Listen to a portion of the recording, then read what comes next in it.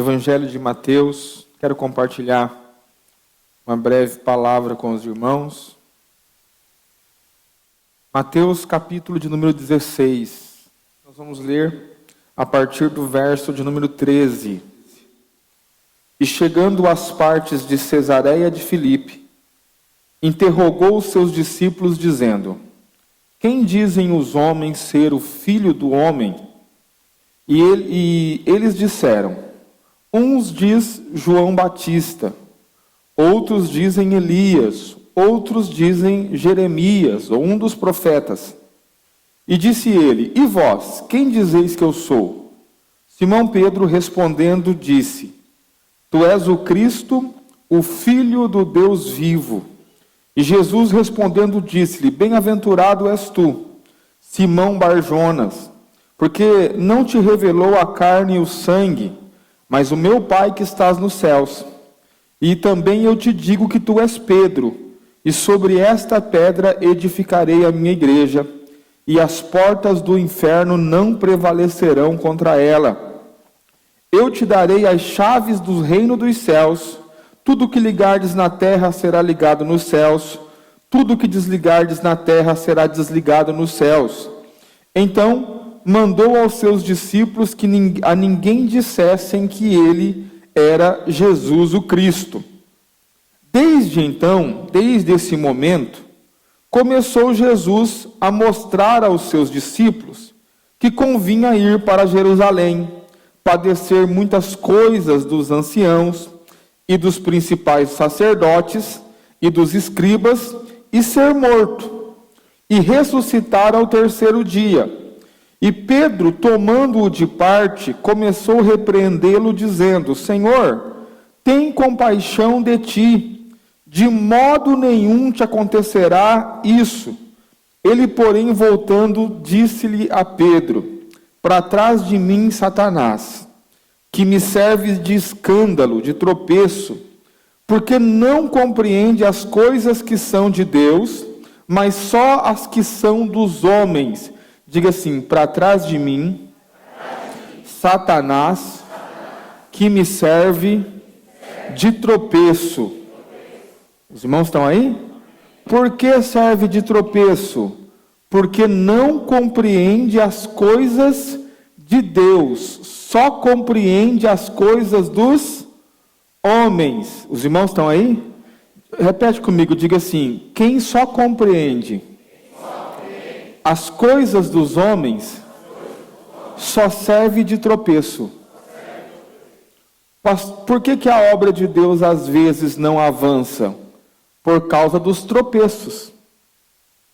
Sim ou não? Então, observe. Se todos nós tivéssemos focados em servir ao Senhor e ganhar almas que estão perdidas, a igreja seria outra. Concorda comigo? Sim ou não? Todo mundo, né? Nós reunimos aqui no domingo passado, reunimos mais ou menos 300 pessoas nos dois cultos. 300 irmãos, todos focados em ganhar alma para o Senhor, trabalhando para isso sem perder tempo com outra coisa. Qual o resultado? A igreja, ela iria avançar muito mais. Pastor, por que nós não conseguimos fazer isso? Por causa dos tropeços. Consegue compreender? Então, ao invés de nós nos preocuparmos em ganhar as almas e salvar a gente que está indo para o inferno, nós temos que estar preocupando em tentar levantar o irmão que caiu. Mas por que ele caiu? Qual é o motivo? Jesus está dizendo: porque não compreende as coisas de Deus, só compreende as coisas dos homens. Preste atenção. Eu poderia mudar isso aqui e dizer assim, o crente carnal e o crente espiritual. O crente espiritual é o crente que entende as coisas de Deus, ou seja, Deus é espírito, é um crente que vive no espírito, e o crente carnal é o crente que só entende as coisas dos homens, só pensa nas coisas dos homens. Eu vou explicar para os irmãos depois o que é isso aqui. Qual que é a diferença? Um é aquele que está edificando a obra de Deus, o outro é o tropeço. Olha para o seu irmão, sorria para ele e fale: e aí, irmão? Quem é você nessa história? Você é o que edifica a obra de Deus? Ou você é o tropeço? Todo mundo que passa por você tropeça, cai, se enrola, vira aquela coisa.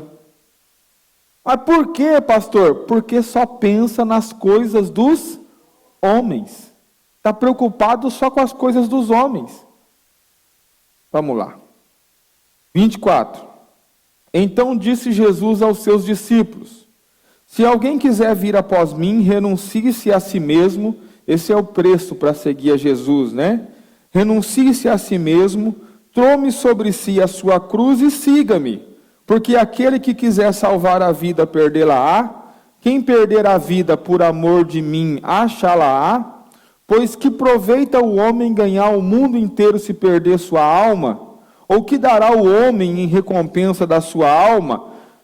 Porque o Filho do Homem virá na glória de seu Pai, com os seus anjos, e dará a cada um segundo as suas obras. Diga assim: Jesus, Ele recompensará segundo as obras. Então preste atenção, você tem duas opções. Qual? Ou edificar a obra de Deus, ou ser uma pedra de tropeço. As duas coisas serão recompensadas. Se você fez uma, você vai ser recompensado por aquilo. Se você fez a outra, você vai ser recompensado por aquilo. Quantos estão aí? 28. E em verdade vos digo que alguns há que aqui estão que não provarão a morte, até que vejam vir o Filho do Homem no seu reino. Quem foi que não provou a morte até ver o Filho do Homem vindo no seu reino? João. Ué, pastor, mas João já morreu. Não sem antes vir, porque quem escreveu o Apocalipse foi João. E ele viu tudo o que ia acontecer antes de morrer. Os irmãos conseguem compreender? Sim ou não? Antes de os outros apóstolos já haviam morrido. Ficou só João, né, o discípulo amado. E antes de morrer, ele teve toda aquela revelação do Apocalipse. E ele viu Jesus vindo na sua glória. É disso que Jesus estava falando. Eu gosto muito desse texto, né, e passei a gostar mais desse texto depois que eu fui para Israel. Nós conhecemos esse lugar aqui, Cesareia de Filipe. É um lugar muito bonito, né? É um lugar existe um rio, como se fosse uma cachoeira, né, de pedras, né, um lugar bem pedregoso, e é uma paisagem, né, para quem gosta. Eu gosto muito do inverno, né, sabe aquele tempo que as folhas caem, fica tudo meio cinza, assim, meio... Eu sou apaixonado por isso, né? Muita gente não gosta, prefere a primavera. Eu prefiro esse negócio mais cinza. E é uma paisagem muito parecida com isso. Existe uma barreira de pedra muito alta, né? Pensa numa parede de pedra muito alta, e esse lugar é um lugar onde se fazia sacrifício a um deus chamado Pan, de onde vem o Peter Pan. Por que Peter Pan? Pedro, Pan. Porque ali foi que Pedro respondeu a Jesus Cristo. Daí vem a tradição do Peter Pan. Havia esse deus chamado Pan, e que tipo de sacrifício era feito? Moças virgens eram lançadas de sobre o penhasco, e elas se esborrachavam naquelas pedras, e esse sangue ali era oferecido a esse deus Pan. Se você depois procurar no Google, você vai ver isso. Então, eram feitos sacrifícios ali neste lugar. Então, um lugar, até hoje é um lugar sombrio, porque ainda tem lá a escultura do templo do Pan, nas pedras, ainda tem lá o que eles dizem ser uma parte do altar, onde as moças eram lançadas e morriam naquela pedra. É um lugar meio sombrio. Hoje, que não se faz mais sacrifício, não tem mais sangue. Agora, você imagina na época de Jesus. Provavelmente, nesse momento, lá em Cesareia de Filipe, os sacrifícios a esse deus Pan estavam acontecendo. Havia vestígios de sangue, talvez até restos mortais ali de pessoas, né, das mulheres que eram sacrificadas naquele lugar. E é diante desse cenário que Jesus ele faz a pergunta. Porque imagine, olha, tem um Deus nessa cidade. Qual que é o Deus? O Deus aqui é o Deus Pan. É Ele que comanda tudo. E Jesus, olhando para aquela atrocidade, para aquilo que se faziam, Ele faz a pergunta: quem que as pessoas dizem que eu sou? Quem que eles estão dizendo que eu sou? Aí ele, olha, uns dizem que o Senhor é Jeremias, Elias, um profeta que reencarnou, tal. Aí Jesus, ele acentua a pergunta, né? Tá, as pessoas falarem isso, elas não me conhecem muito direito, tudo bem. Mas e vocês? Quem que vocês falam que eu sou? Bom, Pedro pega a palavra: tu és o Cristo, o Filho do Deus vivo. Aí Jesus fala: olha, Pedro, não foi a carne e o sangue que te revelou isso. Só o meu Pai pode dar essa revelação de que eu sou o Cristo. Por que essa revelação de que Ele é o Cristo é tão importante? Primeiro, porque Ele é o Filho de Deus, mas segundo, é que o Cristo traz consigo uma missão. Saber quem Jesus é, o Cristo, já revela também a missão. Qual que é a missão do Cristo? A missão do Cristo é libertar Israel. Se você é o Cristo, eu sei exatamente o que você vai fazer. Quantos estão aí? Os irmãos estão aí? É a mesma coisa de você perguntar, dizer assim, alguém pergunta: olha, quem é você? Aí você diz assim: eu sei que você é médico. Por trás dessa palavra, você é médico, você já consegue entender qual é a missão do cidadão. Os irmãos conseguem compreender? Sim ou não?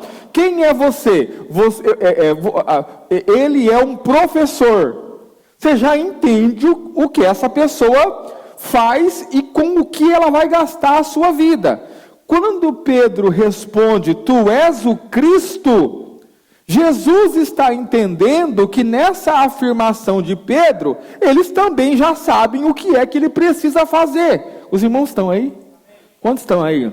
É igual quando alguém te pergunta: você é o quê? Qual é a sua religião? Aí você fala o quê? Eu sou crente. Nessa afirmação, eu sou crente, a outra pessoa já entende quem é você e o que você faz. Por isso que às vezes alguns dizem assim depois: olha, acho que você não é crente não. Por quê? Porque o que você faz não condiz com aquilo que você diz que é.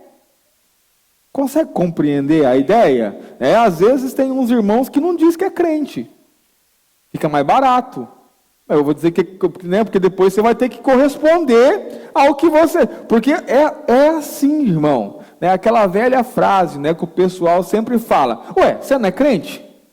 Porque na cabeça dele está assim, se você é crente, por que você faz o que você está fazendo? Crente não faz isso. Então, quando Pedro diz: tu és o Cristo, no Cristo já está junto tudo aquilo que Cristo faria. Os irmãos estão aí? Verso de número 21. Por causa disso, o texto diz assim, desde então, ou seja, desde que já foi revelado que Jesus é o Cristo, então não tem mais nada a esconder, vocês sabem quem eu sou, e vocês sabem o que eu preciso fazer. Então, desde então, começou Jesus a mostrar aos seus discípulos que convinha ir a Jerusalém, que ele tinha que ir a Jerusalém, e, qual que é a próxima palavra? Padecer. Diga assim: tem que ir para Jerusalém e padecer. A palavra padecer aqui é sofrer. Os irmãos estão aí? E ele vai chegar ao ponto de dizer lá no final, e ser morto. Quantos estão aí? Olha para mim. Tu é o Cristo. Amém, é o Cristo. O que você tem que viver? Padecer e ser morto. Só que olha para mim, irmão, isso não entrou na cabeça do Pedro. Muito pelo contrário.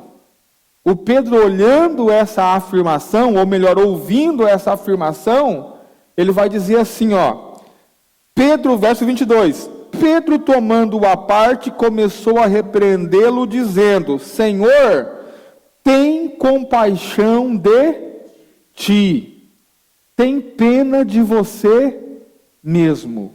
E é sobre isso que eu quero falar. O que, pastor? Gente que tem pena de si mesmo. Preste atenção, irmãos.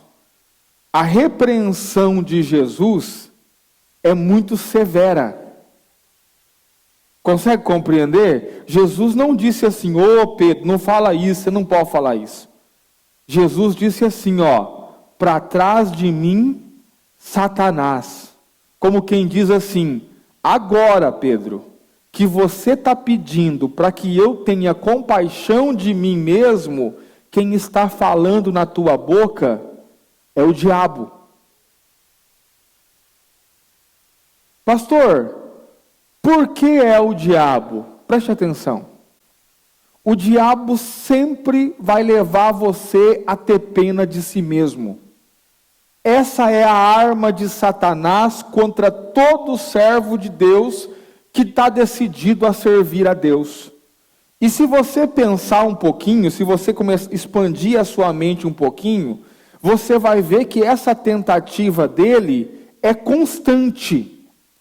Todo dia o diabo está tentando fazer com que a gente fique com pena de nós mesmos. E deixa eu dizer algo para você, olha para mim. Quando eu falo de ter pena de si mesmo, eu não estou querendo dizer que não vai acontecer injustiças com você, que as pessoas não serão ingratas com você. Eu não estou querendo dizer que as coisas vão acontecer tudo do jeito que você quer, fica tranquilo. Muito pelo contrário. Eu estou dizendo para você que as coisas vão acontecer do jeito que você não quer. Eu estou dizendo para você que as pessoas serão injustas com você. Eu estou dizendo para você que as pessoas serão ingratas com você. Eu estou dizendo para você que as pessoas não reconhecerão o seu esforço. Estou dizendo para você que muitas vezes as pessoas elas vão tratar você com o maior nível de injustiça possível. Mas também estou dizendo para você que diante de tudo isso, você não deveria ter pena de si mesmo. Porque todo aquele que passa a ter pena de si mesmo por causa dessas coisas, se transforma em uma pedra de tropeço.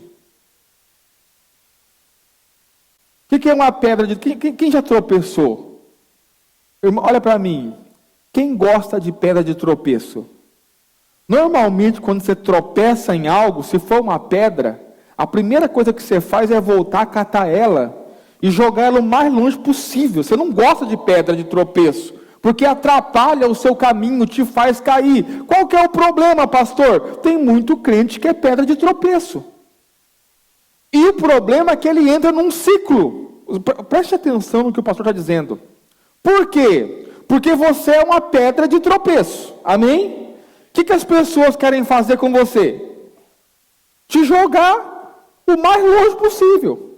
Só que aí, quando as pessoas jogam você o mais longe possível, você sente mais pena de você ainda. Está vendo? Ninguém gosta de mim, eu sou um coitadinho. Não é que você é um coitadinho, é que você só entende das coisas dos homens.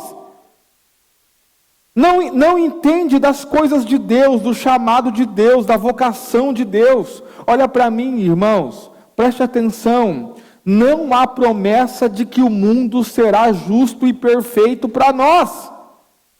Não existe isso. Servir a Deus é coisa para gente forte. Forte em que sentido, pastor? É gente que já entendeu que o caminho é esse mesmo. É como Cristo. Cristo já tinha entendido que ele tinha que ir para Jerusalém, que ele tinha que sofrer, que ele tinha que morrer. Ele já estava certo daquilo que ele tinha que fazer. O problema é que nós estamos esperando um mundo de mar de rosas que não existe, irmão. Ele não existe. Ah, pastor, como eu queria que a igreja fosse perfeita, todo mundo em amor, se abraçando, unido. Irmão, não existe. Não tem, não é assim que funciona. E por que eu estou te pregando isso? Porque eu acho muito mais barato trazer você para a realidade do que ficar alimentando você com uma mentira. Ah, irmão, fica tranquilo que todos nós vamos se amar e viver unidos para sempre, numa perfeita harmonia. Não vai. Diga assim, por quê?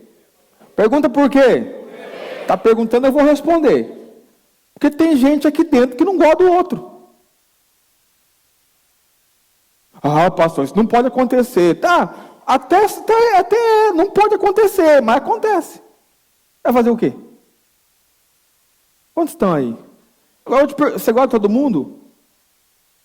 Seja sincera, você gosta de todo mundo? Tem uns irmãos que você olha assim e fala, gente, não dá. É muito tropeço para uma pessoa só. Quantos estão aí? De rir, de chorar, sei lá. Só que é a realidade. E olha para mim, e agora, pastor? E agora que esse irmão é injusto comigo, foi injusto comigo, e agora que esse irmão não é grato comigo, e agora que esse irmão me falou mal de mim, e agora, faça qualquer coisa, só não se torne uma vítima, porque você não é vítima. Consegue entender? Tem irmãos que andam com, coitadinho de mim, coitadinho de mim, coitadinho de mim. Deixa eu dizer para você, não existe situação e realidade na sua vida que de alguma forma foi você mesmo que escolheu. Entendeu? Ah, pastor, não, se eu pudesse escolher, eu seria rico. E por que não estudou? Tornou médico, sei lá, um trem que ganha dinheiro aí.